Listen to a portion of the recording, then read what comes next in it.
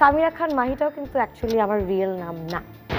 আমার রিয়েল নাম হচ্ছে, অ্যান্ড আমার এক্সপেকটেশনও ছিল না যে আমি কখনো ওই কম্পিটিশনের টপ 5-এও যেতে পারবো। বিকজ সামিরা খান মাহিকে সামিরা খান মাহি বলে কখন মানুষ ডাকবে বা কবে মানুষ চিনবে, সেই পর্যায়ে যাবে কবে সে, তার আগে এত বড় নামটা কি তার জন্য একটু রিস্ক হয়ে যায় না?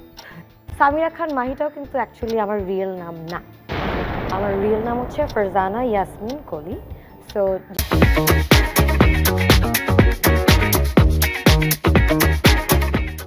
যেহেতু আমি ফ্যামিলিকে বলতে চাইনি প্রথমে যে আমি মডেলিং স্টার্ট করব অথবা করেছি, যেহেতু আমি একটা কম্পিটিশন থেকে এসেছি, সো ওখানে আমাকে তো একটা নাম দিতে হতো। So I choose Samira. খানটা হচ্ছে আমাদের ফ্যামিলিগত আব্বুর নাম, বেসিক্যালি খান সাহেব বলে আব্বুকে সবাই চেনে। সো খানটা জাস্ট আমি রেখেছি। আর মাহি ওটাও আমাকে ছোটবেলা থেকে নিকনেম, আমার বড় বোন আমাকে ডাকে। মানে একটি বিউটি কন্টেস্টে, মডেল কন্টেস্টে তুমি রানার্স আপ হয়েছো, তখন টেলিভিশন তো 2013-14 সালে সবাই দেখতো। হ্যাঁ হ্যাঁ, তো সেই সময় কি আর লুকিয়ে রাখা গেছে নিজেকে?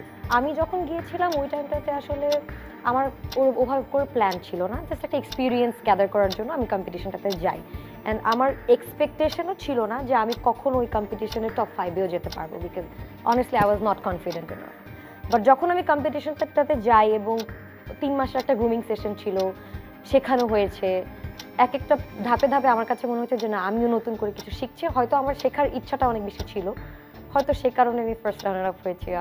আর তো ঘুরে যখন জানলো, ফ্যামিলির সবাই দেখলো, তখন কি ওদের দৃষ্টিভঙ্গিটা বদলালো? তারা কি তোমাকে উৎসাহ দিতে শুরু করলো? আম্মু একটু সাপোর্টিভ ছিল।